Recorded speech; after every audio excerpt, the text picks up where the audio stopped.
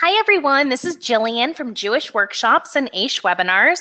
It is a pleasure to be joining all of you today, and we are extremely privileged to have Chana Levitin on the line. Before we get started, I'd love to see who's joining us and where you're from.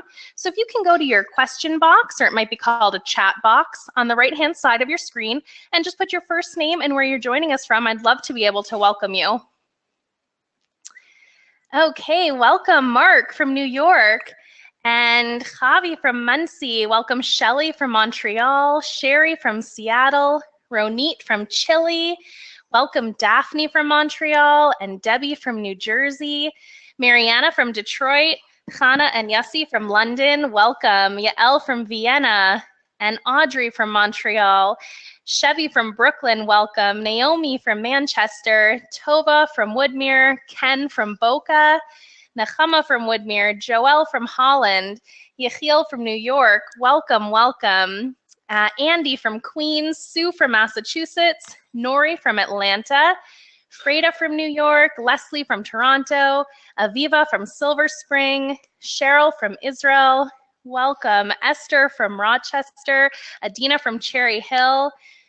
It looks like we've got people from Great Neck and Mexico. Welcome to you as well. Eliezer from Yerushalayim, Danielle from Toronto, Yaakov from Israel, Leah from Florida. Wow, this is amazing. Karen from Raleigh, North Carolina, welcome. Yonit from Texas, Julie from Pennsylvania, Yitz from Bloomingburg, welcome. Chaya from Switzerland, and Dahlia from New Jersey, Linda from St. Louis, Shmuel from Silver Spring, Sharona from Israel, welcome Howard from Jerusalem. This is absolutely amazing. People continue to flood in from across the world, and I wish I could spend all day welcoming everyone. I'm sorry I'm gonna miss a few names here, but welcome, welcome to everyone. We are so happy that you're able to join us. I do wanna just make a quick note. Please try not to leave the webinar in the middle. We're likely to hit capacity, and I don't want you to get locked out. There's so much we're going to go over today, so stick in there and hang on while we go through everything. I just see a few more people coming in now. Welcome, welcome to everyone as you continue to join. Over the past several years, our community has shared with us that the most important thing in their lives is their marriage, and would be grateful for any guidance and expertise we can offer to help improve, strengthen, and save their marriages. So we asked Chana Levitin to join us and share her guidance and knowledge on one of the most challenging yet fulfilling areas of our lives, marriage. Chana is going to introduce us today to her unique insights and perspective on creating and cultivating a happier, healthier, more connected relationship with our spouses. Make sure to stay on the line until the very end to hear about this one-time chance to join Chana week after week for a full live online program at a special discounted rate just for attending today. It is truly an honor to be hosting Chana Levitin today. Chana is an author, educator, marriage therapist, and speaker who's lectured extensively across the globe on 5 different continents and has counseled thousands of men and women on dating and marriage.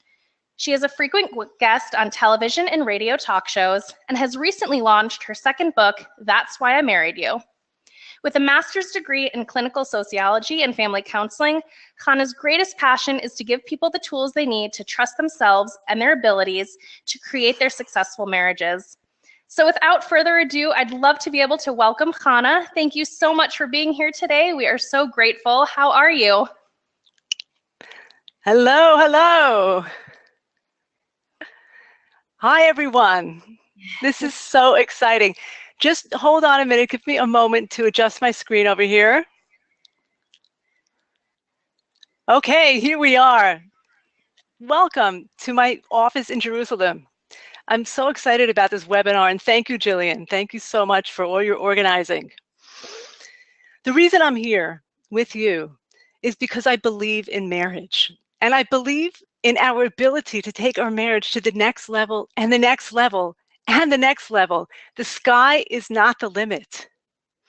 Before we get started, just a few words about me and the work I do. For over 25 years, I've been working as an educator, a dating coach, and a marriage therapist. Basically, my time is divided between teaching about marriage, working with dating and married couples, and being a couple in my own marriage. I really want to honor the time that you have taken out of your busy schedules to be here on this webinar. We're going to make every minute count. You see, I've been noticing over the years, and it's something that is bothering me so much. There are 3 myths that have been debunking people's marriages. These 3 myths have been derailing people's marriages in a way that is just so painful to watch.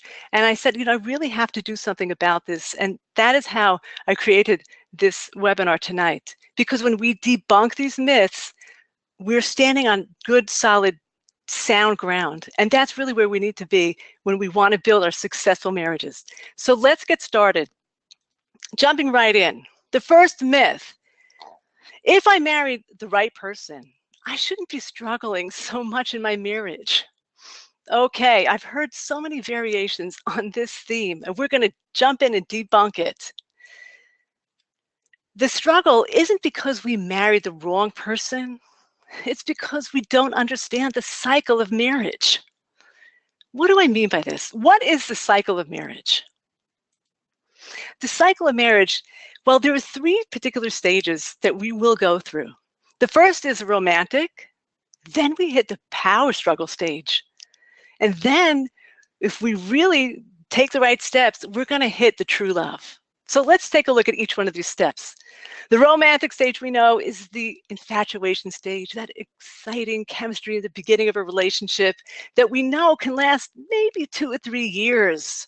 And then we're going to hit the power struggle. The power struggle happens when we start to notice our differences. We start to notice certain things that annoy us about each other. And at that power struggle stage, what ends up happening is that we want to go backwards into the romantic stage. We're so frustrated. We're saying, what happened? Things were going so well. How did I end up over here? At that point, we have to know that we can't move backwards. We can only move forward into true love, which is a great place to be. But in order to get to true love, we need to know how to work with that power struggle.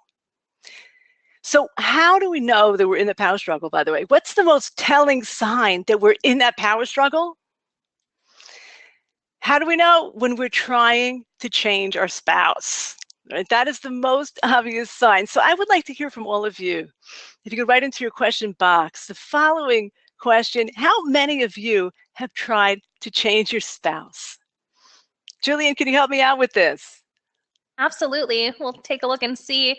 Oh, it looks like me. Yes, me. Absolutely. Tried several times. I try every day.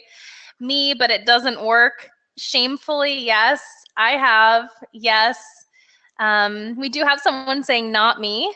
Tried and gave up. Unfortunately, I'm still trying after 14 years. Yes, that's me. So then the next question really is, how many of you have been successful? Okay, how successful are we when we're trying to change our spouse? Not much. Sometimes, but usually it's temporary.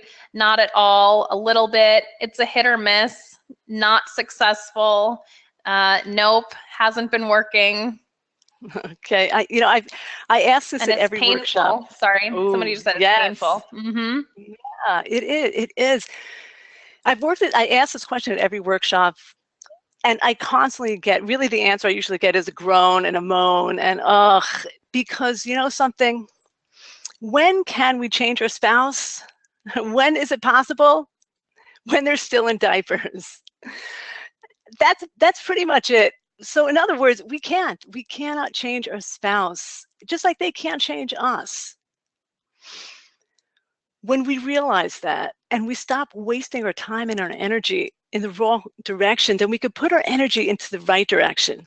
You see, when we hit that power struggle, what ends up happening is we start questioning what's going on. We question marriage, we question our marriage, and what ends up happening is people, unfortunately, will opt out of marriage towards divorce, or they'll just sit there and say, I'm just going to grin and bear this, which is certainly not where we're going. Okay, we're going for the gold. We're going for the true love. How do we get there? Again, we need to figure out this power struggle. First of all, let's take a look at what happens if we don't figure out the power struggle. This is from research, Dr. Eli Finkel at Northwestern University and his research team, having studied many, many, many couples. Take a look at what happens with marriage. It starts way up here, the happiness, and the happiness is declining, declining, declining, and it doesn't even peter out. It just keeps going down if we're not working on our marriage. And therefore, it's not surprising that the average length of a first marriage is 8 years. Sure, if we're not working on our marriage, this is exactly what happens. We get stuck in that power struggle. And to make things worse, divorce is contagious. The Pew Research Center in 2013 at Brown University, there was a study, the analysis of 3 decades of data on marriage, divorce, and remarriage collected from thousands of people shows that participants were 75% more likely to get divorced if a friend is divorced, and 33% more likely to end their marriage if a friend of a friend is divorced. So this myth, if I married the right person, I shouldn't be struggling so much. This myth has been so destructive.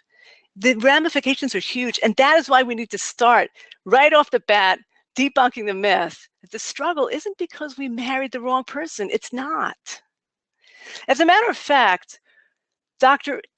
Harville Hendrix, who was one of the world's pioneers in marriage therapy, top experts on marriage, he once said, or he asked the question, how do you know you married the right person? How do you know? So Dr. Hendrix says, he says, when your dream comes true, turns into your worst nightmare. Now, I think he's exaggerating a bit, but what he's really saying, Dr. Hendrix is saying, is that when we get married, what happens is that our young parts emerge. Those parts of us that are wounded, that are oversensitive. And really what ends up happening within us is that we feel powerless. It's a really hard place to be when we're face to face with the parts of ourselves that need to grow up. So why do we try to change our spouse? If we're going to go a little bit deeper, what's going on there? The reason that we're trying to change our spouse is because it gives us a false sense of power.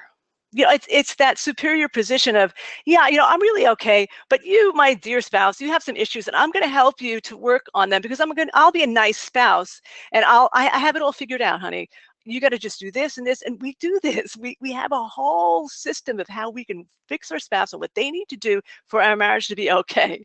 But really, that is a full sense of power. What's real power?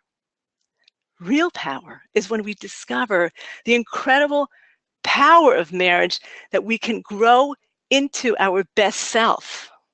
And we can do this when we realize and we take responsibility to grow ourselves. That's when we experience real power. So again, that real power is when we discover and when we take this responsibility, that's when we do discover the incredible power of marriage, that we can grow into our best self 10, 20 times faster when we're married. And I'm not exaggerating. And this, by the way, is why in Hebrew, the word in Hebrew for marriage is nisu'im, which means to lift up, to grow. Because when we get married and we realize, wow, we're face to face with this power struggle, we realize that we have the ultimate choice. The ultimate choice is, are we going to get stuck in the power struggle or transform it by embracing the growth process? That is what's incredible. We can transform the power struggle. We do not need to stay stuck in it. And so we realize that God is not only interested in our happiness, he's interested in our wholeness. What that means is that God doesn't only give us what we ask for. You see, he gives us the people and situations that allow us to develop what we ask for. So therefore, when we push through the power struggle, we're going to realize something amazing, something mind-blowing. And that is, when we push through that power struggle, we realize that our spouse really is our dream partner, but he or she was in disguise for a while. Now, when we talk about our dream partner, we're not talking just about, looking into each other's eyes and the constant compliments and the pats on the back. All of that, yeah, sometimes, yeah, we're going to have some of that in marriage. But part of being a dream partner is that we can give our partner a reality check and we can receive their reality check to us. And this, I feel, is really summed up. The great author H.L. Mencken once said, he said, "A man may be a fool and not know it, but not if he's married. Because marriage gives us the ultimate reality check that we really need, because a prerequisite to growing is being able to see ourselves." So here we go. Here is a very well-kept secret. What is this well-kept secret? The path to true love is through the power struggle. Yeah, that's the only way to get there. We want to get to true love. First, we have to contend. We have to figure out what to do with the power struggle. And we have a choice. Are we going to just stay stuck in it, or are we going to push through by embracing the growth process? And we can do it. We can all do it. And I speak from the experience of helping so many people to push through that power struggle and guide them to true love. I speak of my own experience. My husband and I just celebrated our 29th wedding anniversary. And I could tell you, I spent plenty of time in that power struggle trying to figure it out. And having emerged and having really reached that true love stage, I can tell you that you can do it. And I want to help you to get there. Now, in order to really get there, okay, I've developed this course.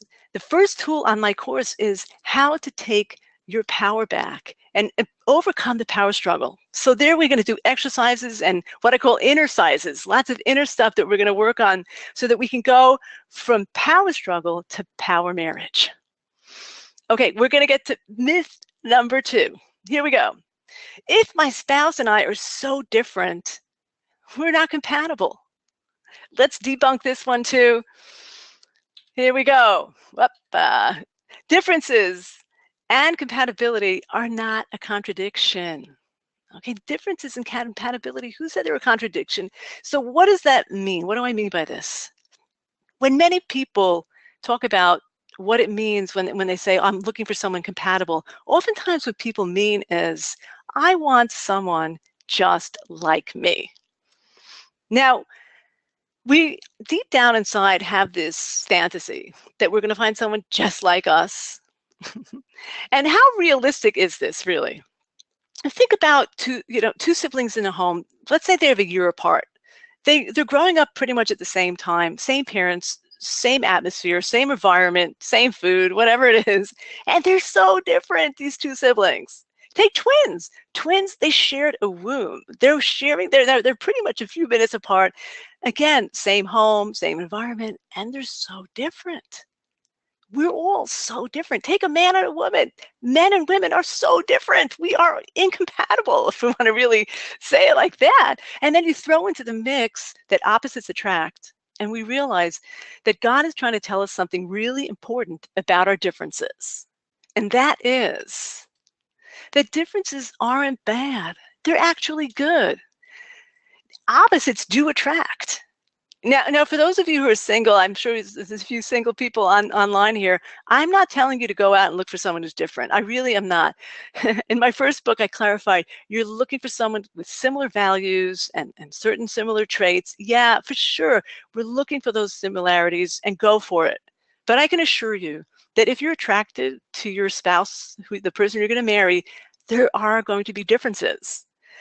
Because if we find someone who's just like us, we are not going to be attracted.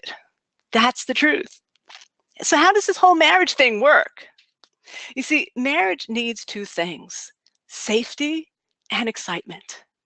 Where does the safety come from? Where does the excitement come from? Our safety comes from our similarities, right? So we need some of those similarities, but the excitement comes from our differences. Our differences, I'm not just talking about gender differences, I'm talking about personality differences, the spender and the saver, the introvert and the extrovert. And over time, I've been so fascinated about how many differences couples have, I find it absolutely fascinating. And I thought to myself, what is the deal with opposites attract? What's the deal here? How could it be that this is such a big part of marriage and of relationships? And this question set me off and launched me onto a research project because I had to get to the bottom of it. And my research project, I interviewed couples in 8 different countries, surveyed 400 married people in the US, 200 men, 200 women, and came up with fascinating data. I want to share one story from the research right now with you. This is about a couple that I interviewed. I'm going to call them Jason and Chloe. So this couple were gracious enough to share their story, and they actually might be online right now. And if you're here, wherever you are in the world, warm wishes to you, and thank you for your beautiful story. So this couple, they were dating in college, and Jason was really set that there's potential here. He was insistent. He was asking her out. She was insistent about saying no. He was insistent about pursuing her. She was insistent about saying no. For 2 years, she said no. And it was so difficult, but he never gave up. After they graduated 2 years later, they graduated college, he wrote to her every single day a letter. And this was way before The Notebook, the movie, The Notebook. Every day he wrote her a letter and he said, come on, give us a chance. And she started to read these letters and saw how wonderful he was, how deep and wonderful and real. And she said, I'm going to give him a chance. They dated, they got married. Jason got his gal. And you think he'd be the happiest guy on earth, right? But into marriage, he started to get annoyed. So I asked him why, what happened? He said, well, we're very compatible, a lot of similarities, but this one difference was driving me up the wall. I said, what? He said, I'm very fast-paced. And she's slow and steady. And he said it drove him crazy. He started to think, how did I marry such a slow woman? I said, so then what happened? He says, it took years, but then I realized the strength in her slowness. I said, oh, I love that. Now, what's Jason saying? What is the strength in her slowness? You see, Jason was initially attracted to Chloe's serenity. That was the thing that attracted him in the beginning. We didn't realize that serenity came with slow and steady, because the truth is every gift comes with an accompanying challenge. That's true for us.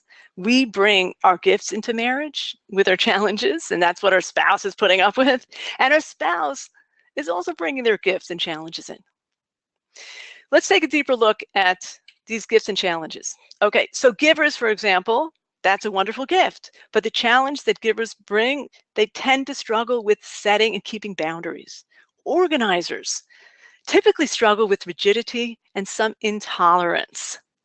Laid back folks commonly struggle with disorganization or laziness or carelessness. Analytical folks tend to struggle with being critical and or pessimistic. And ambitious people typically struggle with prioritization of relationships and leisure activities. So every gift comes with its challenge. What we need to know in order to keep our attraction going in our marriage and keep it going and kicking in again and again, we need to know the following. How do we kick in the attraction? Number one, we need to focus on the gift instead of the challenge. Right? That is going to be the key, focusing on the gift instead of the challenge. Once we do that, we get back into the groove, right? But what happens is, because the brain has this negative bias, we end up focusing on the challenge, focusing on what's negative, and we forget all about the gift, which is really what happened with Jason. He forgot all about the serenity, the wonderful serenity of his wife. He forgot about the fact that he ran after her for 2 years plus. And he was just focusing on slow and steady. Yeah, that's what happens. And that's a big reason why we get stuck. So again, we want to focus on the gift instead of the challenge. That's number one. And number two, we want to be focusing on how our spouse's differences make us a better person and make us a better team. And again, that's what happened with Jason. Jason told me that when he was married, he was so frustrated because on one hand, he was fast and he was so competent and capable, but he was also impetuous and impulsive. And it was his wife's presence, that slow and steady, that taught him to ground himself, that taught him to calm down. And because of those differences, he started to grow as a person. So again, the second way to work on keeping that attraction going is focusing on how our spouse's differences make us a better person and ultimately make us a better team. Okay, so now I want to take a moment and show you the 10 most common personality differences that I found in my research. Again, this is the research throughout the world. These were the most common personality differences. Here we go. The extrovert and the introvert, the spender and the saver, the organized and the not so organized. Then we have the emotional and the intellectual, the faster paced and the slower paced, more affectionate, less affectionate, the optimist and the pessimist. Of course, we have the doer and the beer, very giving, more restrained, decisive and hesitant. So I want to hear from all of you. And again, Jillian, if you can help me out now with the question box.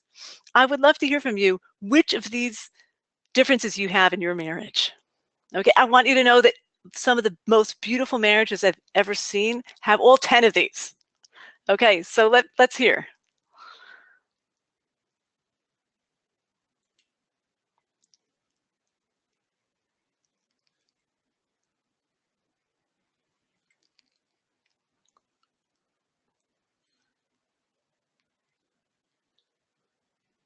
Hello? Can you hear me? Hello, yes. Okay, good. Emotional and intellectual, all of them, organized and scattered, laid back, and one of them just says laid back. Extrovert and introvert. There's a lot of spender versus saver, decisive and hesitant, social versus antisocial. All of them. Affectionate and less affectionate. My husband is very giving, and I often have to remind him to slow down. Spender versus saver, fast-paced versus slow-paced, emotional and intellectual, calm versus quick to anger. Spender versus saver plus a few others. Okay, yeah, and it's amazing. Yeah, any more? No, we're just getting extrovert and introvert, and it bugs me sometimes. Emotional versus totally not emotional. Yeah, that's right. And yes, at times we will be bugged, but again, the way to go through, to push through being bugged is to look for how we balance each other out and how we help each other to grow, which is that's the power of the differences. Right? Go ahead. Nope, that's it.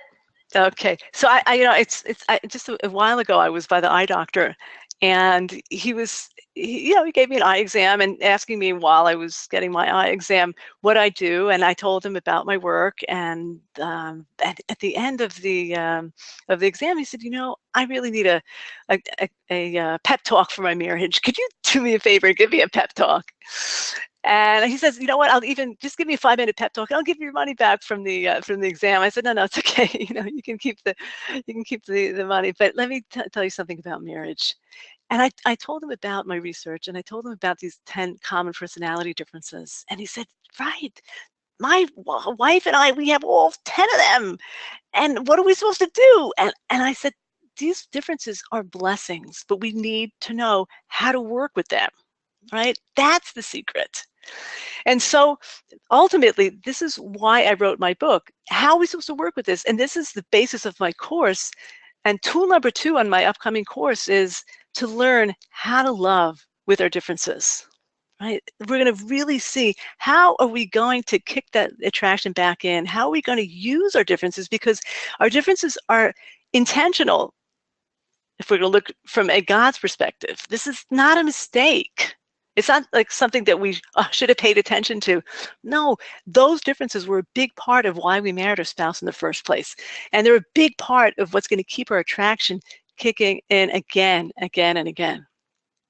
So we want to learn how to use those differences to take our marriage to the next level. Okay.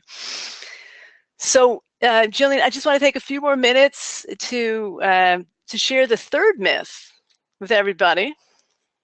Okay, before we can get into some maybe question and answer, because I'd love to hear your questions and get into some of your, the personal questions that you are bringing with you today to this webinar. Okay, so myth number 3 is it takes 2 people to improve a marriage.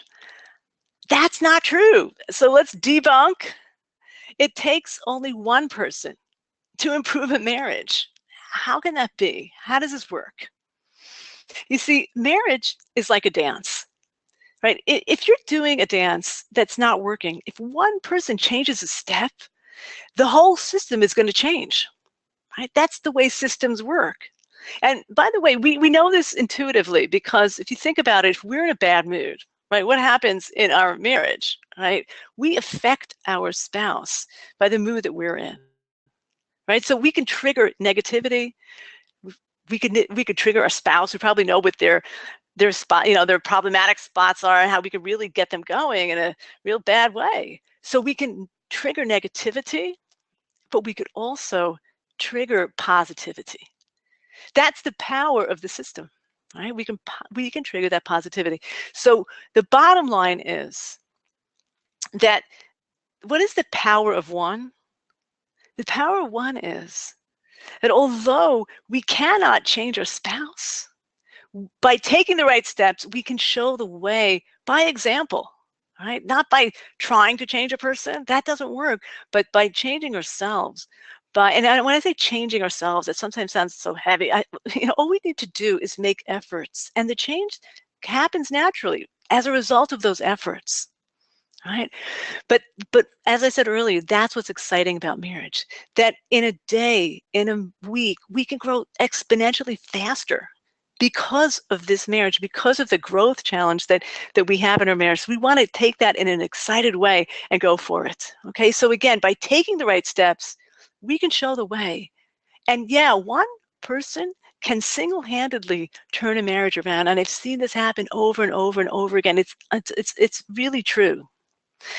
So again, I'd love to share these secrets with you. I'd love to share my course with you. And by the way, I designed this course because I believe so much in the power of 1 person being able to make change and to effect real solid, positive change. So I designed my course in such a way that you could do it as a couple. And hey, if you're both on board to do this course, amazing, fantastic. If your spouse is too busy, or whatever the situation is, single-handedly we can do this course. I built it in such a way that the exercises are really, each one of them could be done personally on an individual level. And again, I would love it. I would really love to share this information with you. It's taken me 25 years to develop the course, to develop the information. Here it is. I'm just handing it to you on a silver platter. And Jillian, please, if you could help me out here with, people want to find out how to sign up. Let's hear what's going on. Absolutely. I'm going to get into some details about the webinar in just a minute. I do want to get to some of the questions, though, sure. Right before that. And we had a question that came in when you were talking about changing your spouse. How do you distinguish between trying to change your spouse and trying to help them grow? Great question. We're all here to help each other grow. And helping each other grow is a gentle process, right? It's a supportive process. It's not, it's not manipulative. And when we're positively encouraging a person to grow, they don't get defensive, right? It works, So trying to change a person, there's something unnatural that's going on. And the person gets this feeling that, first of all, the message that we're giving across is, I don't really accept you as you are. If you change in this way, then I can love you. we don't change like that. We do change. We're all about change, right? That's what the human being is meant to be doing. That's what we're here for. But we don't change when someone's waiting, waiting for that change, pushing us towards change, looking over our shoulder. That's when we get defensive and we turn inwards rather than becoming who we could really be. Right? So encouraging our spouse towards growth and change, absolutely, that's what we're doing as a couple. But it's gentle and it's supportive, and it comes across as in a positive way. Great. And another question came in almost as a piggyback, but what if the change we're trying to get is something so basic to a relationship, like any emotional support or even connection? How can I not want or need that, even though changing him clearly doesn't work? Okay, I love these questions, and I deal with all of this stuff, all day basically, with my students, with my clients. And again, let's say this is a situation like this. Of course, marriage is all about having this emotional, intellectual, or whatever intimacy, this connection. So the truth is, when we're trying to get our spouse to be more open, more expressive, usually what ends up happening is there's a shutdown. Okay, we are capable of moving and growing. Actually, I'm thinking of this. In my book, I tell a story about a woman named Grace, that she was so frustrated because her husband. She would talk to her husband. He wouldn't get it. He wouldn't support her. And at one point, and she kept, obviously she was trying to change him and trying to get him to listen and to support, and he just didn't get it. And she came to speak to me about this, and I spoke to her about just letting go and letting him be who he is. And she said, well, if I do, then he's not going to give me any. And I said, no, just see what happens. Why did you marry him, by the way? And she says, oh, I was looking for this, like, really strong kind of guy, this masculine man. And I said, so you weren't looking for this emotional, touchy-feely kind of guy? She said, no, I actually wasn't attracted to them. So I said, okay, so now you're married and you want it all, right? You want the tough guy with the emotional, we all do this, we want everything. And I said to her, I said, look, you weren't looking for that kind of the guy. So why don't you go home and start focusing on what you were, like the gift, right? Look for the gift that you were looking for. Focus on those wonderful things that you married him for. She went home, she came back the next week. She was just glowing. She said, you wouldn't believe what happened. I went home, I was just looking at him through those, those eyes of, yeah, that's my man. He's my tough guy. And and she said, and then I remembered that a friend of mine at work had told me that her husband had woken her up in the middle of the night because there was a rat in the apartment. And she said, what? My husband wouldn't wake me up in the middle of the night because there's a rat in the apartment. What would he need me for? He would just go and take care of that rat. And she said, all of a sudden, it really all started to make sense. And one morning she was really tired. She hadn't slept well and she was upset about something. And her husband said to her, hey, what's going on? You didn't sleep well? And she says, no, what's going on? She says, I'm not even going to tell you because whenever I do, you don't get it. So it's okay. You know what? That's not why I married you. It's fine. I'm not upset. It's okay, but I'm not going to tell you. He said, no, tell me. I want to try. And she told him the story, and he said, you know what? I really don't know what to say, but what I can do is give you a hug. And she said he gave her the most beautiful 5-minute hug. That was all she needed. And that was that's what she received when she stopped trying to change him. So again, we're capable of doing a lot more than what we're showing. But the way to get a spouse to change is not by pushing them, okay? It's by accepting and by loving.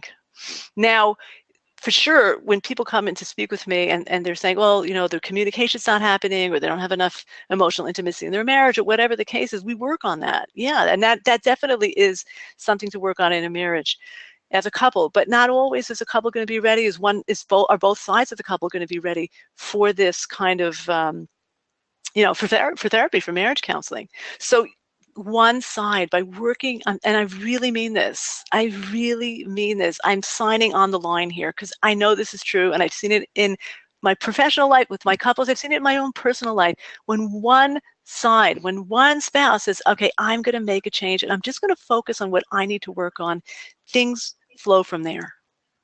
Things flow from there because, you know, I can tell you from the marriage therapist perspective that when people come into my office, just because we're human, we don't see our part in this, in the dance. And we're so clear that it's really my spouse's problem that they don't know how to open up and blah, blah, blah, blah, but a lot of times we're reinforcing things ourselves. So that's why when we take responsibility for our side, for our part, and say, okay, I'm just going to be the best spouse that I could be, marriages turn around. It's magical. It's really magical.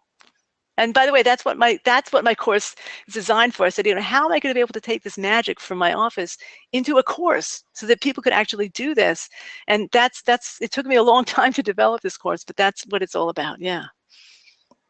Thank you so much. There are so many questions coming in and we want to get to as many as possible. So hang in there. I just want to be able to get into the details of the course because I see people are really excited to sign up and continue forward. So let me go ahead and give you the details, and we will also get back to additional questions that people are coming in and asking. So please continue to put your questions in, and let me tell you all about what's coming up over the next 5 weeks. So in this exclusive course, Chana will walk you through 5 live and interactive sessions, including week 1, Take Your Power Back, How to Quit the Blame Game and Locate Your Relationship Resources. Marriage is a spiritual path. If you don't use it, it will use you. So discover the 4 levels of love, how to leverage the strengths and resources already present in your marriage, and quit the blame game once and for all. Week 2 is how to love, not just live, with your personality differences. Get the secrets behind opposites attract, true respect, and the power of acceptance, and learn how to harness the strength of personality and gender differences. Followed by how to communicate your way to a loving relationship. Uncover the definition of successful communication and how to navigate through the complexities of conflict resolution. In session 4, how to master the dance of closeness versus space. Explore the competing needs for closeness and space and understand where the place of the self is in marriage. Through boundary setting and balancing priorities, learn the hidden secret to renewing and deepening and sustaining your intimacy. And finally, an implementation and putting it all together session with a huge Q&A. Gain solutions to your personal questions through live Q&A and implementation session. So each of the ongoing classes will be live and interactive, allowing you to get your biggest questions answered, and of course, stay completely anonymous if you choose. They will all take place on Wednesdays at 2 p.m. Eastern, 9 p.m. Israel time. And you may notice that the first class starting next Wednesday, November 1st, will actually be 8 p.m. Israel time because here in Israel, we're changing our clocks a week earlier than the US. So just make a note of that in your calendar. But every other week following will be 2 p.m. Eastern, 9 p.m. Israel time. And of course, don't worry if you can't make it to a live session. You'll always have a class recording available to you in your own personal membership area just 24 hours after the live class takes place, and you'll have that available to you to listen to and download at your convenience. Plus, you'll also get a one-on-one phone consultation with Chana Levitin to give you personal support, get your personal questions answered, and help guide you through your own marriage journey. You'll also get an additional class on when your past meets your present. Discover how your childhood affects how you show up in your marriage, and get the strategies for developing the type of secure attachment necessary for a loving relationship. Plus, in another class, self-esteem, marriage esteem with a spiritual twist. The degree to which we can love others depends on the degree to which we truly love ourselves. Learn hands-on practical tools to build a solid self-esteem from a psychological and spiritual perspective. Plus, breaking free from limiting negative patterns, essential information and tools to free yourself from unhealthy patterns and relationship strategies.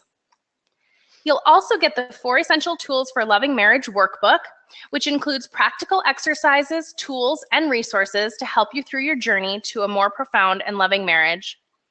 And finally, it also includes an extra seat in the course for a family member or friend. not only giving you the opportunity to share this course, but also the ability to embark on this journey in cooperation with a loved one. So if you have a sister, a friend, a daughter, a parent, anyone who you think will also enjoy the course alongside with you, this includes an extra seat in the course. So as you can see, Chana will really be walking you through all aspects of marriage and family relationships. You'll have one-on-one support throughout this program and have the unique opportunity to get your personal questions answered that you haven't been able to get answered previously.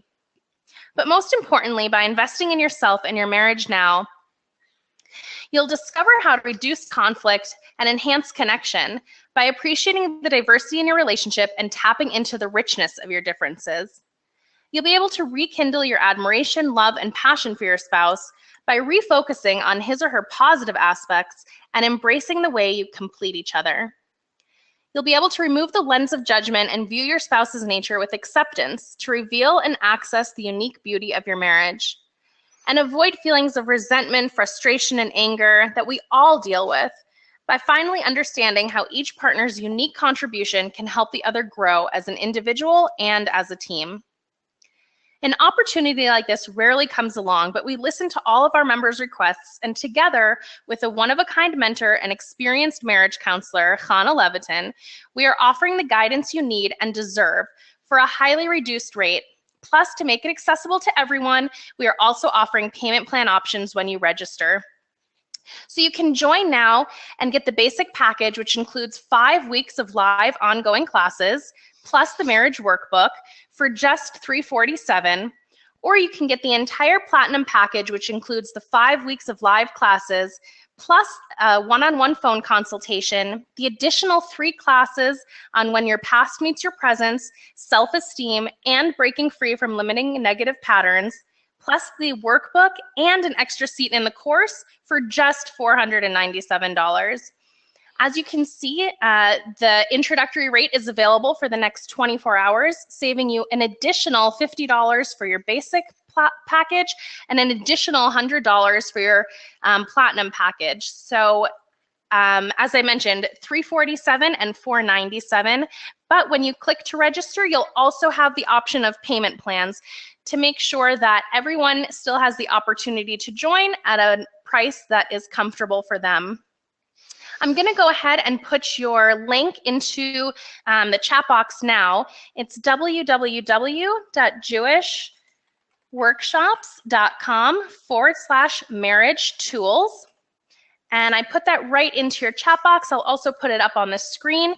You can actually just copy and paste right into a separate browser while you're still listening. We're going to get to additional questions, like I said, in just a minute. So please continue to stay on the line, but make sure you grab your spot now. We have 100 spots available. We do want to keep this to an intimate setting so that, like I said, you can get your personal questions answered week after week on your live sessions. Plus, of course, if you do become a platinum member today, you will get that one-on-one phone consultation as well. If you are having any difficulties registering, if there's some technical issues, or if you have additional questions, please just come right back to the chat box and put your name and your telephone number in so that we can give you a call and help you register on the spot. I have some wonderful people waiting by to give you a call. And of course, when you're in, please just come back and let me know that you're in so that I can welcome you. You can put your first name or your initials and just the words "I'm in."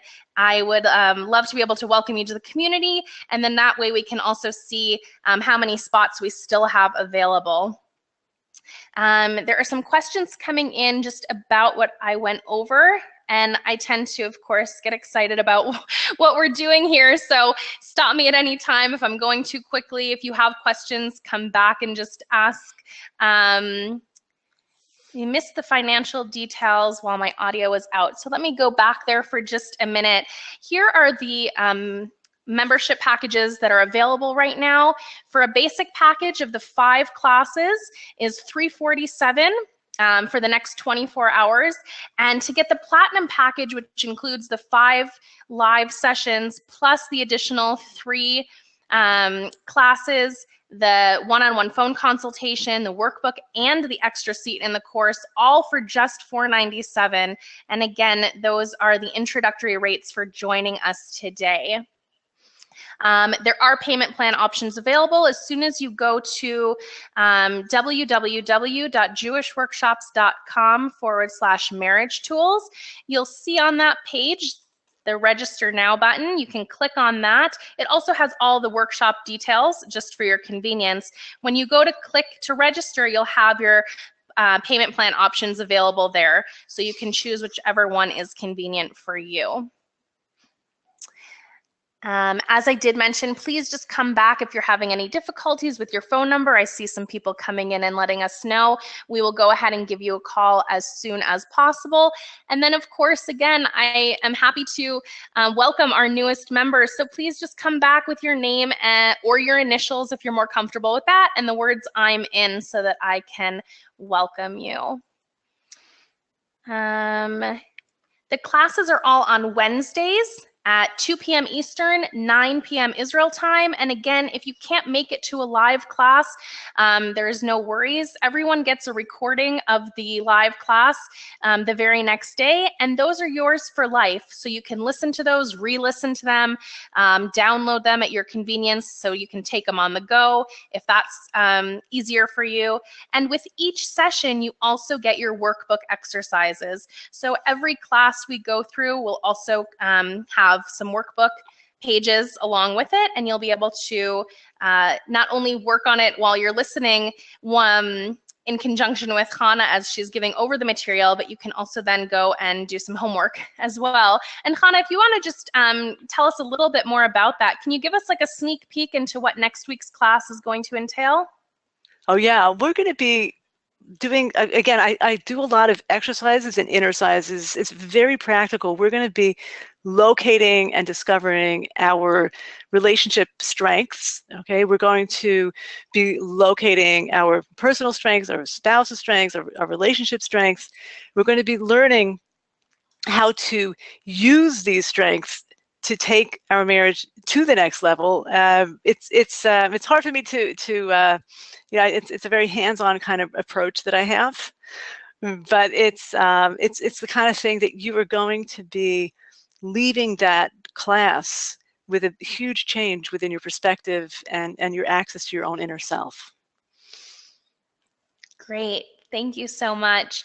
I want to go ahead and just start welcoming our brand new members. Welcome, MH. It's wonderful to have you. Welcome, Cheryl. Welcome, Chaya.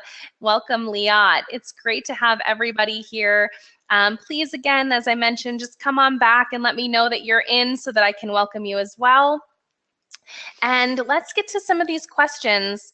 I'm sorry. What format are the self-esteem? And the other classes. So the classes that are included in your Platinum package are all MP3s. You'll be able to listen to those or download them at your convenience. The workbook is a PDF format. You can go ahead and download that and print it out for each session, and we'll go ahead and explain that in more detail. After you register, you'll get some of the emails for that. Let me go back. I know I'm seeing some questions about finances, and I just do want to reiterate there are payment plan options available exactly for those reasons, so please feel free to take advantage of that. And again, if you have any specific questions, please just come back and put your name and phone number in. We're happy to give you a call and help you out with that. So some of the questions that are coming in. What if I'm accepting of our differences, but I'm tired of being the one who is organizing everything after many years and need help, but he is incapable of helping in that manner? Okay, fantastic. So I actually, when one of my bonus classes on the patterns and the different patterns that we have addresses that exact point. And what do we do when we have certain roles or fixed roles that we're stuck in and we want to create change in that? Okay, so again, it's a whole lecture on that, but it comes back to being able to locate, when we're talking about marriage being a team, what we have to look at is what strengths are we bringing and what strengths are our spouse bringing. Okay, one of the couples that I interviewed in Australia actually shared, this is a couple who she's super organized and efficient, and in terms of a doer, I would say she's a 10 plus. So when they got married, what happened was she said, do you mind if I plan the wedding? And he said, yeah, that's great. He was happy to let her do everything, and she was happy to do everything, and they got married, and everything was going along fine. And then after a while, she realized, wait a minute, I'm doing all these things. And she tried to get him to do this, to do that. But what ended up happening was that she was such an efficient doer that he would never be able to step up to the plate and do what, everything according to what she had expected. So she had thought, she thought to herself, am I either going to, take a step down and really delegate, or can we just, really have roles that work for both of us? So what they ended up doing, and it's a very interesting couple, and they shared this whole process with me of how they came to this place. There are just certain things that she took hold of. When I spoke to him, he says, she's really great at confronting people, and I hate confronting people. So, like, he's happy to give her that. He, on the other hand, is very warm and very touchy-feely with the kids, and she's not like that. So he's the one who's hugging, and he's they both have their roles in the family. So again, I don't know, you're asking me a question, I don't know what your situation is, but either it's important to take a step down and delegate and accept that things aren't going to be up to par, or to just see how as a team you can work and what each spouse is bringing in. Again, sometimes we're so focused on what we're bringing in that we're not appreciating what our spouse is bringing in, and we're not really seeing what they're bringing in. Sometimes we, as a result, don't give them a chance to shine.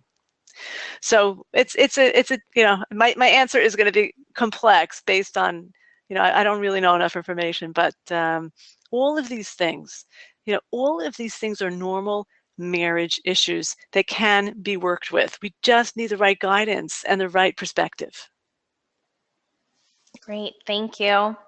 That answered the question. If you have any more, please come on back. I have this question that came in. My husband and I have been married for over 30 years, and he's a real sweetheart. But there are still those challenges that come up every day. How can we rekindle our spark and bring that back into our relationship while still dealing with the relationship struggles of everyday life? But again, that's what every couple is dealing with, the challenges of every day. So when we have the growth perspective, we expect challenges to come up, and then the question is, how are we supposed to deal with them as a team, and each one of us with our own strengths. But that is what's happening in marriage. Yeah, each one of us are bringing our challenges, and we're going to have our challenges. So again, sometimes in a situation like this, it's really good to go for some counseling. If not, then one side goes and does the work in terms of learning more, understanding more about what it takes to turn a marriage around. And again, we can do this, but if we're waiting for a spouse to do it, it doesn't work like that. We need to make unilateral changes, decisions that we are going to move forward in our marriage. And when that happens, as I said, it's magical. It's wonderful. Thank you. Yeah. I can see some more questions coming in, and I do see some people having some difficulties, it looks like, with the registration. So I just want to walk you through that for one quick minute here. When you get to the page, www.jewishworkshops.com/marriage tools, you'll see all of the details that we went over, what your bonuses include, and all of the classes down here if you'd like to look at those again. When you come here to click register now, you'll get right to the registration page. And right here is where you see your payment plan options. So you can choose to pay right away for $497, or you can choose the payment plan option that best fits your needs. When you click on one, you'll see all of the dates come up. So you'll pay $99.40 today, and then the additional 4 months of $99.40. You can mark those on your calendar, and again, make it as easy as possible for you to continue on learning with Chana over the next 5 weeks. So let me get back here. and also answer some additional questions that are coming in. Hannah, we had a question come in about aging in marriage. As spouses age, what can a woman or a wife or husband say to deal with the resistance in physical and mental changes that occur? How can we continue to keep that closeness and attraction? So, but we're both changing. So you're saying, the question is, how are we supposed to deal with the fact that our spouse is aging and maybe we're losing? That we both are. Mm-hmm. It seems that it's that both that we are. Both, okay. Mm-hmm. Again, I mean, that's the beauty of growing old together, that we're going to go through these changes. And I think that, as we get older and our body isn't as beautiful and as, as vibrant as it used to be, so then we're able to see the soul more. And I really believe that the beauty of a couple growing older together is this beautiful soul connection that can happen, and that doesn't mean that the physical connection and that the marital intimacy and that the healthy sexual part of the relationship should fall to the wayside. Absolutely not, absolutely not.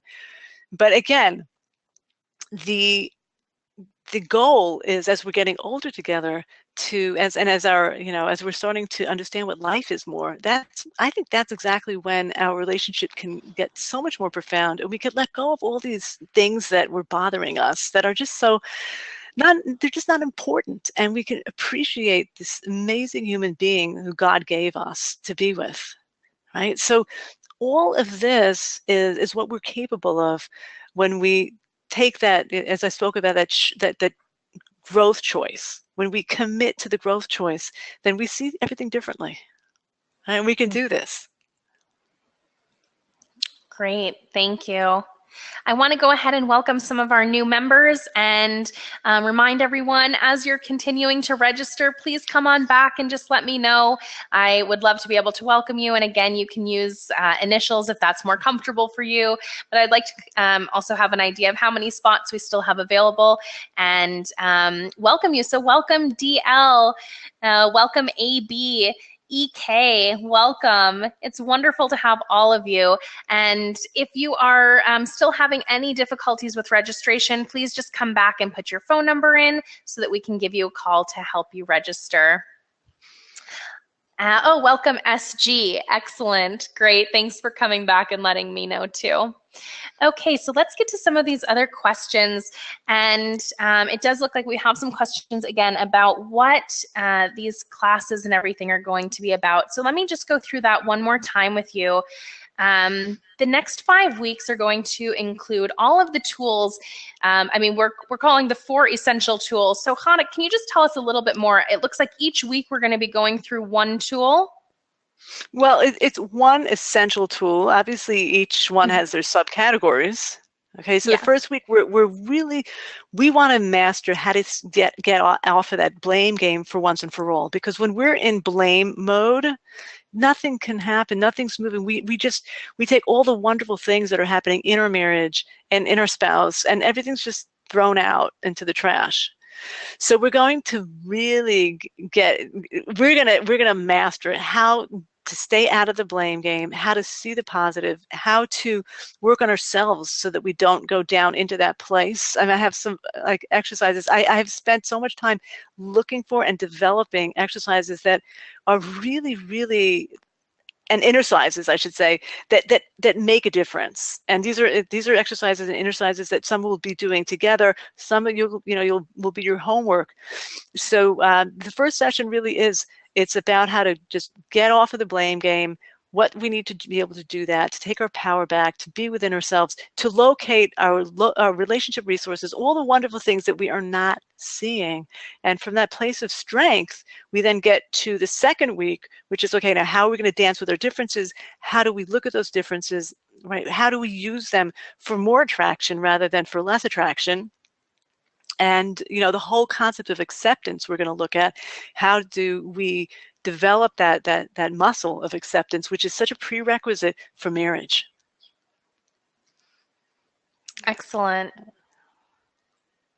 Okay, and from there we get to communication. Okay, fantastic communication techniques. This is stuff that really works. And again, I've been doing this for 25 years, so I really have the benefit of seeing what works and what doesn't, what has been beneficial, what has not been beneficial. And so much of my time and my research and my study is just, to pick the best here and the best here and the best here and the best there. It's a lot of work, but it's worth it, and that's what I'm presenting to you. I only want to present the best, and this stuff really it holds. It works. Great, thank you so much. Included in your package as well, after the 5 weeks, you'll also, as I mentioned, get a one-on-one phone consultation with Chana to make sure that any questions that you have, any specifics or something personal that you'd like to talk to her about can be answered and help guide you through your journey. Plus an additional 3 classes, all MP3s. Chana took a lot of time to put together these courses, pre-record them for you for your convenience, so that you don't have to schedule in a time or a date into your calendar. You can listen to them anytime that's convenient for you, download them, bring them on the go, as I mentioned. So you'll be learning about when your past meets your present, discovering how your childhood affects how you show up in your marriage, and get the strategies for developing the type of secure attachment necessary for a loving relationship. Plus self-esteem, marriage esteem with a spiritual twist. So important in marriage to really understand that it starts with you and how you love yourself in order to be able to give and love others. So you're going to be learning hands-on practical tools to build a solid self-esteem from a psychological and spiritual perspective. And then breaking free from limiting and negative patterns. So essential information and tools to free yourself from the unhealthy patterns that you've had your entire life, and really get some great relationship strategies to move forward. Plus, as I mentioned, the workbook that comes along with the practical exercises, and an extra seat in the course for you to share with a family member or friend. I did have a question earlier if your spouse was included in the package. Absolutely. Just one membership includes you and your spouse. Whether you choose to listen to it together or you choose to take it on your own, both spouses in one household are included. So this is for somebody else outside of your household that you'd like to share this experience with, or give them the chance to get all of these essential tools for their relationship as well. Let me see, there were some other questions that were coming in. Welcome, MY. I see that you are a brand new member. Wonderful to have you. And you still have some additional questions. No problem. We will go ahead and give you a call shortly. Let me get to some of these other questions.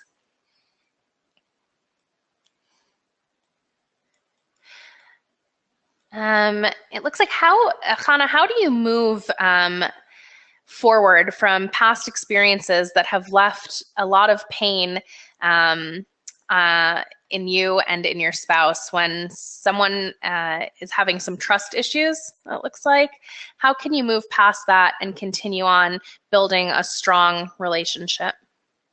Okay, so again, these are things that happen between the couple, or trust stuff that people were bringing from their past, or both? Trust in the couple. Trust between the couple. Mm-hmm. Yeah. Yeah, I think that the hot topic today in general is how to rebuild trust in a marriage. And we definitely will cover this to a certain extent, the point of trust and emotional intimacy. But in general, the concept of trust it's a very, I find it a fascinating topic, because imagine if someone doesn't have trust. I mean, let's imagine someone who does, a CEO. Let's say there's this big CEO and she doesn't trust anybody. Okay, so what is her life going to look like if she doesn't trust anybody? She is going to be micromanaging the whole company. She won't be able to delegate. She's going to have to show up to every meeting because she's afraid that people are talking about her. It's just going to be a disaster. So we need trust. We need trust. We need to be able to trust for our own healthy self. So when it comes to a couple, and the truth is, we're married, we're spending time together. Inevitably, it happens that we unintentionally hurt each other, and things happen. So the process of forgiveness, which is what I will be talking about in the fifth, in the last session we have together, the process of forgiveness is a very powerful one. And by the way, forgiveness doesn't mean condoning what another person did.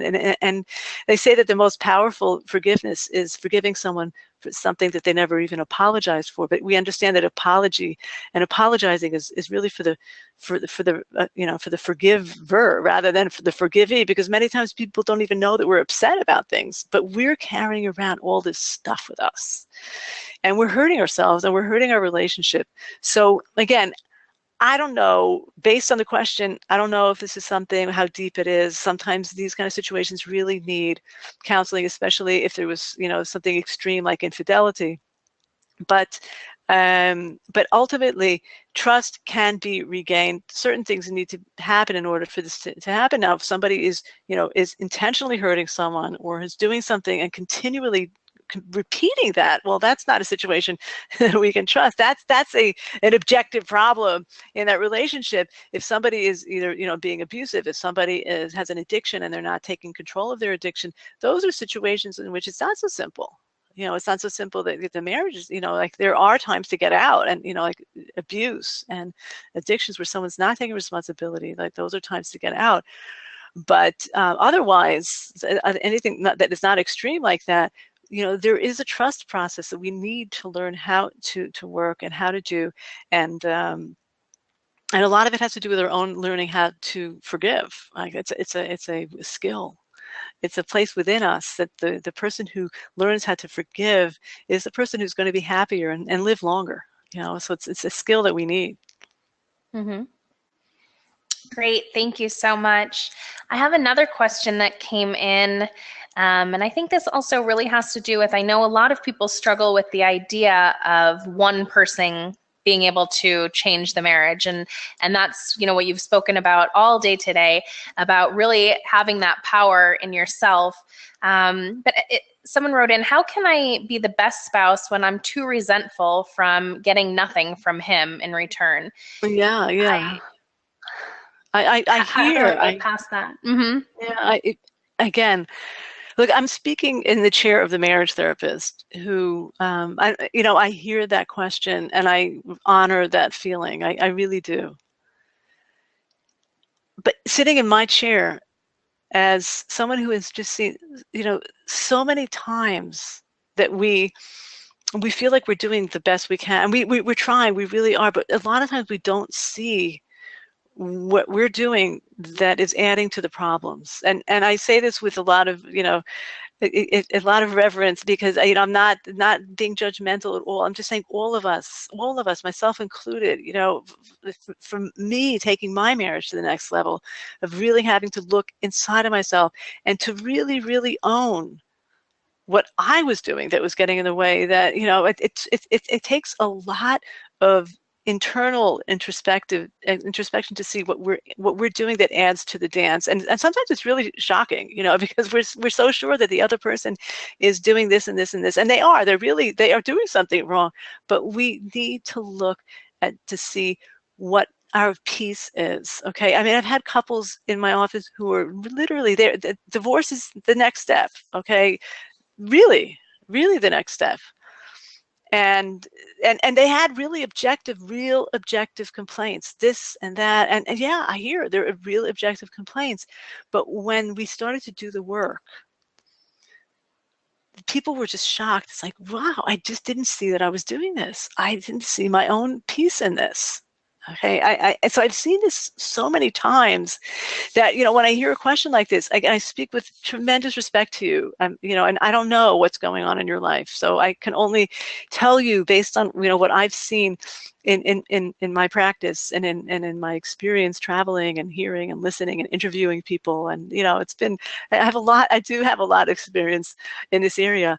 So, I just have to say, this concept of one person what ends up happening is we're not letting our spouse off the hook. If we start to make these changes, they're going to come along with us, because, as I said, we change one step in the dance. Hey, the dance changed, and we're doing these positive, healthy steps. It's going to change. There is going to be growth. It might take a week, a month, or a year, or 2 years, or whatever. But if we stay with our program, and we really committed to making those changes and making that difference in ourselves, then it's going to create like a ripple effect that you wouldn't believe. It is. I assure you. Yeah. So we're not letting our spouse off the hook. Okay. It's just that one person needs to take the lead, right? Oftentimes that's just the way it is. And why not be the leader? Just like in a dance, like if we're dancing, like, so we're like one person's going to take the lead. That's fine. So one person's going to start, but that doesn't mean the other person isn't going to do the work. Boy, oh boy, they're going to do the work. Yeah, but we can take the lead. We can show the way. And then we feel great. Yeah, because we're doing like, I am being the best spouse I could be. That is a great feeling. That really is. I'm doing what I can, and I take responsibility for what and that means that really there's always something to work on within ourselves. So we're never going to be unemployed. Okay. Yeah, that's thank you. Thank you so much. I want to go ahead and welcome AL, welcome JG, RD, and KB. Welcome to everyone. Like I mentioned before, please, if you're having any difficulties, I am seeing some people come back and put their numbers in. There's no way for us to know that you're having difficulty registering or to even get in touch with you. So please just come back while we're still on the line for a little bit longer. Put your name or your initials and your telephone number so that we can give you a call and help you get your spot as well.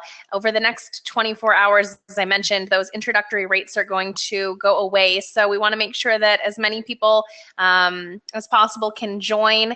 And if you are in, just come back and let me know. I'd love to be able to welcome you. And of course, if you still have some questions, come on back. We'll be on the line for just a little bit longer. And we're happy to answer as many questions as we can, of course, right now. Hannah, it looks like SK wrote in, what if I'm focusing on seeing my husband's gifts to the marriage, which are many, but he alongside is also seeing the gifts that I have to offer, and he feels incompetent. Even though I don't brag, I just want to be myself, and I don't want to hide what I'm able to bring, but allow him to see his strengths as well. Do you think that that's something that may be coming up in the self-esteem course that they'll get? Yeah, yes. Again, it's all of this will, the course itself, the self-esteem piece, as well, the patterns, because this, when our spouse doesn't feel like they're showing up enough, or that they're adequate enough, then that's going to create a certain pattern in the way that we interact. So, this, sometimes the question is, is this something that, your husband is coming in with from his childhood? Is it something that accompanied him all through his life, and that he's in a sense felt inadequate? Is it something that happened in the marriage, that maybe your career took off, or your personal life took off, and maybe he felt like his didn't? But oftentimes in marriage there is this one up, one down. There's a seesaw. There's this, things change, and marriage changes because we're changing as human beings. So we have to figure out how to work with the new dance. What I would say in a situation like this, based just on your question, not knowing much more, is that, as the spouse who's in a place where you're feeling more secure and more, more strong, is just, to love and to accept your spouse, and just, we can't make someone feel better about themselves. They have to do that themselves. We can give the positivity. We can make sure that we're not being judgmental. We can build them up in when we're in public and with the kids, and just, really build that person up.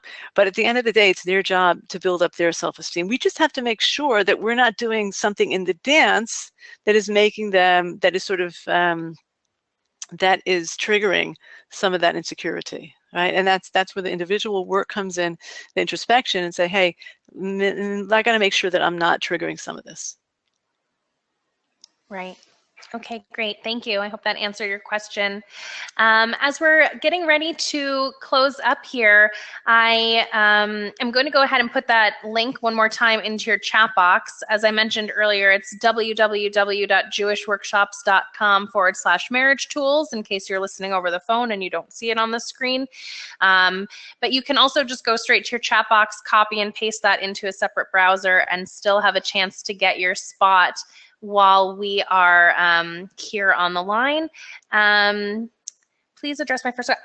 I'm sorry, EF, I see that you had written a question. I don't see that question. There were so many coming in. If you don't mind just rewriting and putting that back in here, I'd be happy to get to that as well.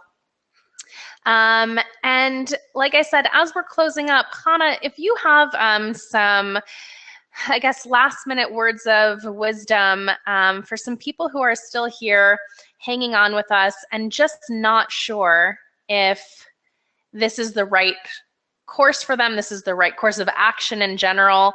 If you can share some words with us, that would be great. Okay. Yeah. Again, I'd love to. Whoever is here and would love to join. It would be so special to spend this time with you. If this is what's, if this is the course, it looks like the course material is for you. What I can tell you is that I stand so strong on this, that what I've seen in couples and what I've seen in marriage, again, I'm really giving over stuff that works. And what I could say is that, I am not budgeable. I will not be budged in my perspective, in the sense when I say that we can grow, that we can do this work, I say it with such intention, because I've seen so much success in this area. So, I think that I just want to say to everybody, that you got to believe in yourself. You have to believe in yourself, in your ability to become your best self and to build your best marriage. You got, because we are so capable of doing so much, and we cut ourselves short, and we sell ourselves short because we don't believe in ourselves enough. So I think my message really is, hey, like, if you want to come on the course, please, join us. We'd love to have you. And to everybody who's online, I want to tell you, you got to believe in yourself, and you got to believe in marriage. We have so much working against us these days. There's so much anti-marriage stuff going on, and it affects us. It really does. So we have to build ourselves. We have to learn about marriage. We have to strengthen our marriages. Every single day is a new day. Right, and as we always say, if we're not moving up, we're moving down, right? And that's why we have to keep reading about marriages. We have to do courses. We have to, constantly to be working on ourselves, because that's we just want to keep moving upwards in life, right? On a personal level, on a marital level, right? On every level. Thank you. Let me get to these last questions. Thank you so much, EF, for putting in your question again. So, for a human to improve, they must exit their comfort zone. This includes struggle. Most humans invest if they can see ahead or experience reward. How can one feel reward throughout the struggle when sweating through their own change? Okay, I love these questions. Really. The reward, it happens in the process of us growing into who we want to be. So we have to set, small goals, because we're all, a work in progress, and no one's where we want to be fully, because that would, till 120, we're constantly trying to become that person. But if we can, this is why I really believe in journaling also, because so we could see our growth and little steps as the growth happens. It's really important to pay attention to those little steps that we're making, because that is how growth happens. We struggle, we try, we invest, we plant, we stretch, and then boom, we do have those moments where we say, there's growth, there's change. But then again, there's the next step.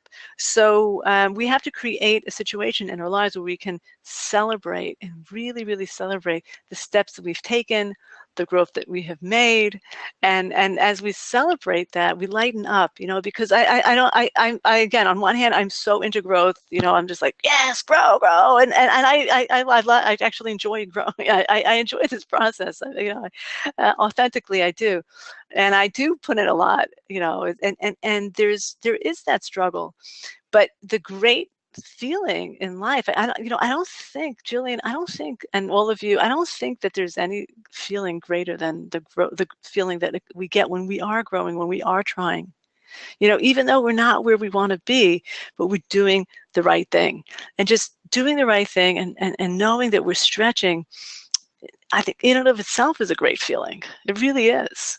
So we have to focus on our little victories, and celebrate what we are accomplishing, and give ourselves a lot of respect that we're doing this, that we are growing, because there's a whole lot of people out there in the world who are not trying, and they're not growing, and really that is what we're here for. The human being is here to grow. This is what it is.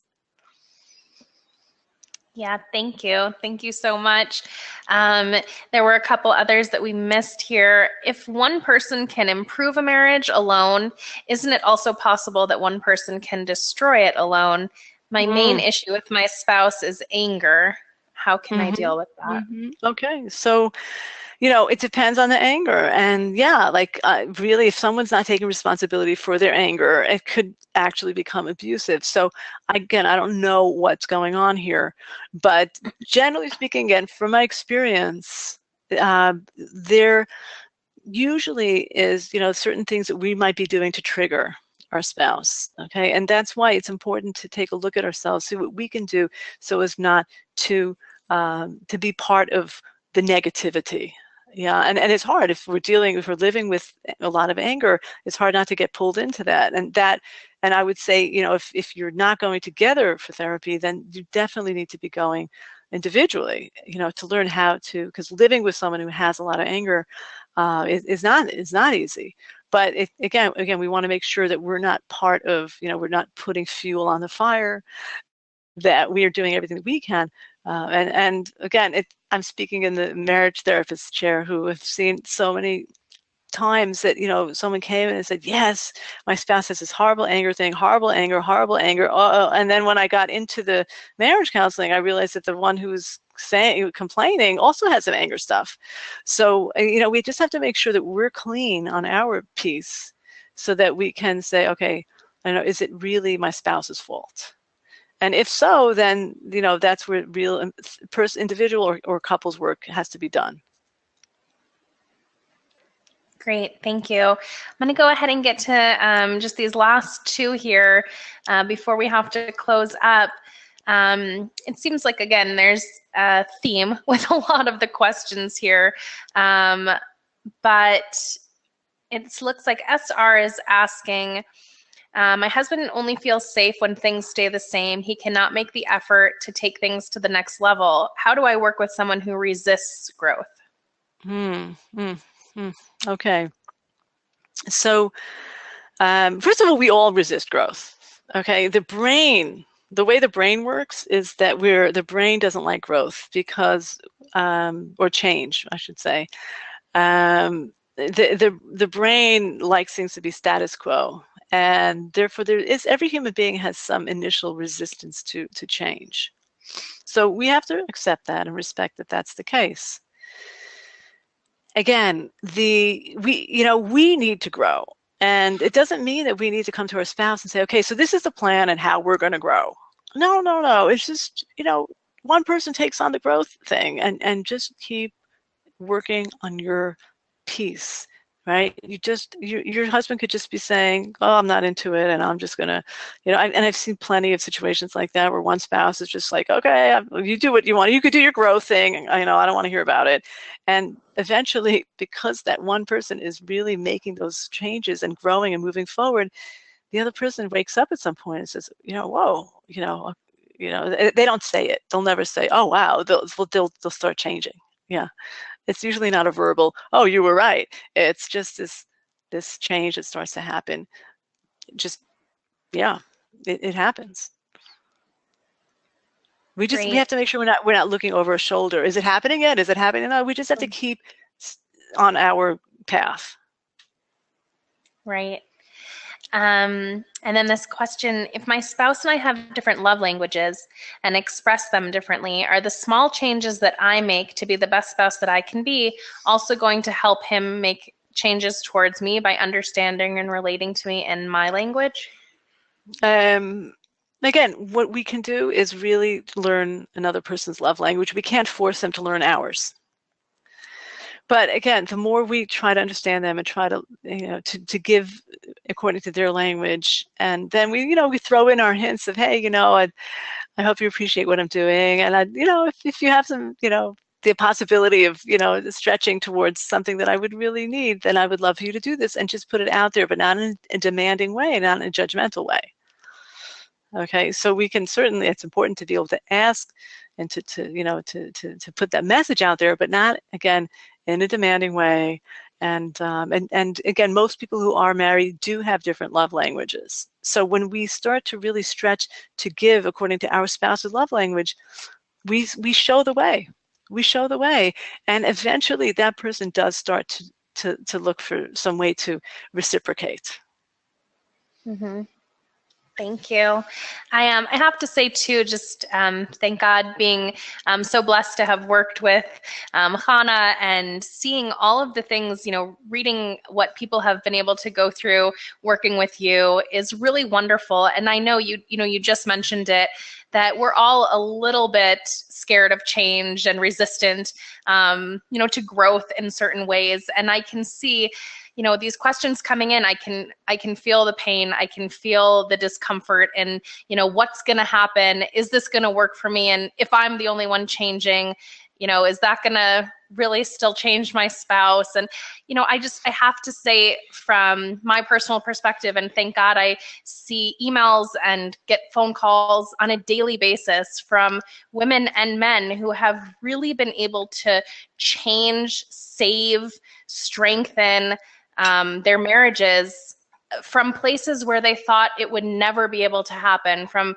the depths of despair, from one person wanting a divorce, from both partners, thinking this is the end, really being able to take that one step. And it really does take one person and one step. And I encourage everyone to join us or continue to grow and continue to take the steps that you feel necessary. If you have additional questions, during the next 5 weeks, Chana will be not only teaching you the tools and the exercises that you need, but each class will have this Q&A time, as well as the last class that will really go in depth, getting any other additional questions that you have answered. So if I couldn't get to a question today, I apologize. We tried to get to as many as possible. And I hope that you were able to listen to those questions and internalize them for your own personal questions. I definitely, before I leave you all, I want to welcome some more people who have come in and said that they're in. So welcome AL, it's wonderful to have you. Welcome SK and welcome FR.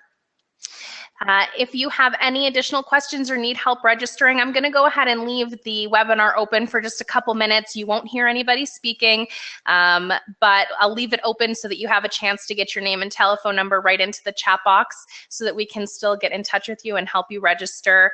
And I recommend, if anyone has any other questions, if they need some personal advice, you can always email us at jewishworkshops@jewishworkshops.com. I'm really looking forward to joining all of you next Wednesday.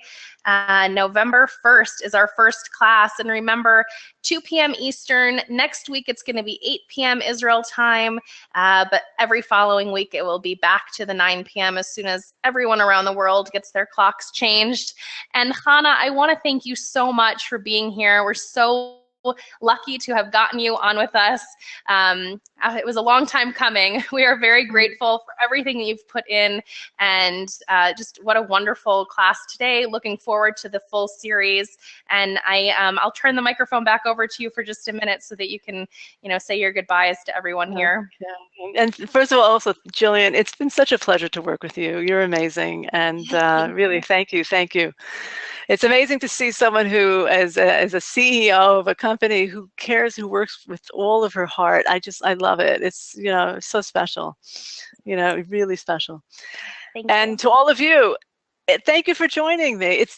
I wish I could meet each one of you personally. I really do. But I want to send you personal, warm regards and wishes, every step of the way. And I do hope that our paths will cross and that we will, see you on this course, and in the future as well. www.Chana Levitan. They call me Chana Levitan in the States. Please, also, you could, find out more over there at my website. And thank you, Jillian. And looking forward to November 1st. Yeah, let's get started. Let's do it. Let's do this together. Thank you. Thank you so much to everyone here. I'm going to go ahead and, like I said, leave it open for just a little bit. If you need some help, put your name and telephone number in. Otherwise, have a wonderful day, and I look forward to seeing you next Wednesday. Have a good one. Thanks so much. Thank you. Bye.